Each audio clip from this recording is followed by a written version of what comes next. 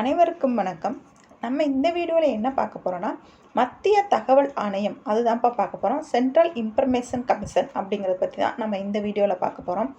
இது நமக்கு 2005 ஆர்டிஐ சட்டம் கொண்டு வந்தாங்க இல்லையா, தகவல் அறியும் உரிமை சட்டம். அதன் அடிப்படையில் தான் இந்த மத்திய தகவல் ஆணையம் அப்படிங்கிறத அமைச்சிருப்பாங்க.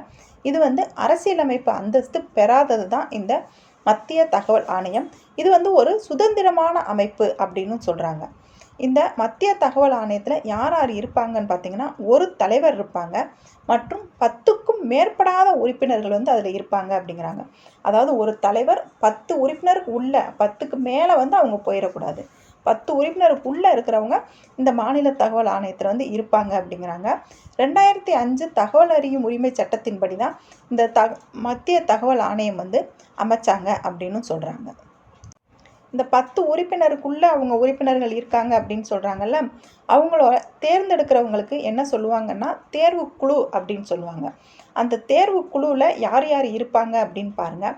அந்த தேர்வு குழுவோட தலைவர் யாருன்னு பார்த்தீங்கன்னா பிரதமர். தேர்வு குழுவில் மொத்தம் 3 பேர் இருப்பாங்கப்பா. 1+2, அதாவது ஒரு தலைவர் 2 உறுப்பினர்கள் இருப்பாங்க. அதோட தலைவர் யாருன்னு பார்த்தீங்கன்னா பிரதமர் அவர்கள் தான் அதோட தலைவராக இருப்பாங்க. இன்னும் 2 பேர் இருக்காங்கல்ல, அவங்க யாருன்னு பார்த்தீங்கன்னா மக்களவை எதிர்க்கட்சி தலைவர் அப்படின்னு இன்னொருத்தவங்க இருப்பாங்க.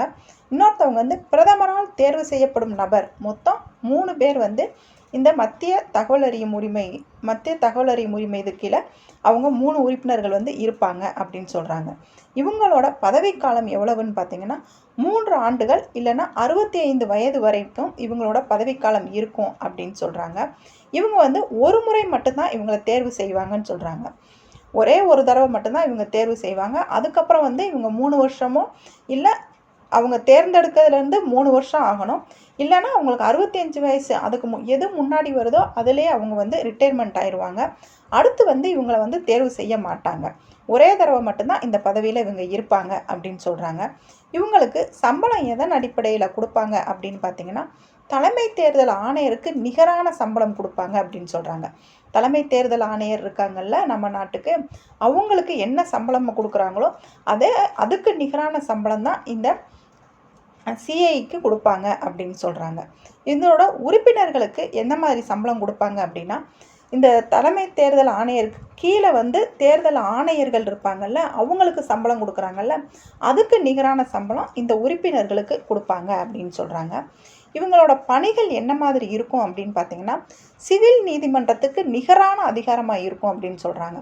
சிவில் நீதிமன்றம் என்னென்ன பணிகள் செய்கிறாங்களோ அதுக்கு நிகரான பணிகளை இந்த மத்திய தகவல் ஆணையம் செய்வாங்க அப்படின்னு சொல்கிறாங்க. இவங்க எந்த ஒரு அரசு அதிகாரியுமே இவங்க விசாரிக்கும் நீதிமன்ற பதிவினை கேட்டு பெறலாம் அப்படிங்கிறாங்க.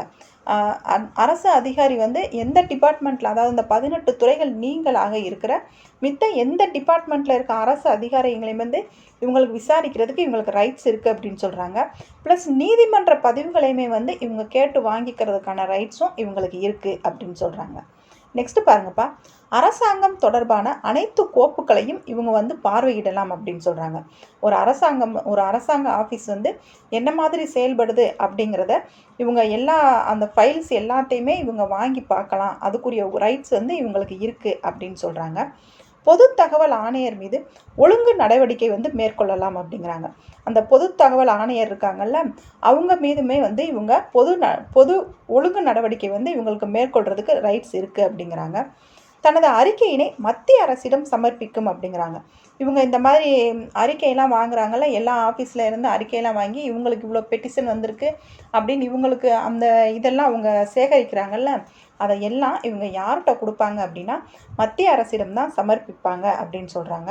நம்ம இந்தியாவோட ஃபஸ்ட்டு தகவல் ஆணையர் யாருன்னு பார்த்தீங்கன்னா வாஜகட் ஹபீபுல்லா. அவங்க தான் ஃபஸ்ட்டு தகவல் ஆணையராக இருக்காங்க. அதாவது மத்திய தகவல் ஆணையர்ப்பா. ஃபஸ்ட்டு பெண் தகவல் ஆணையர் யாருன்னு பார்த்தீங்கன்னா தீபக் சந்து. அவங்க தான் மத்திய பெண் தகவல் ஆணையர். எத்தனாவது தகவல் ஆணையர்னா 4வது தகவல் ஆணையர். இப்போ தற்போது நமக்கு மத்திய தகவல் ஆணையராக யார் இருக்காங்கன்னு பார்த்தீங்கன்னா ஹர்லால் சமாரியா. அவங்க தான் இப்போ நமக்கு மத்திய தகவல் ஆணையராக இருக்காங்க. இதோட மத்திய தகவல் ஆணையர் பற்றின டீட்டெயில் முடிஞ்சிருச்சுப்பா.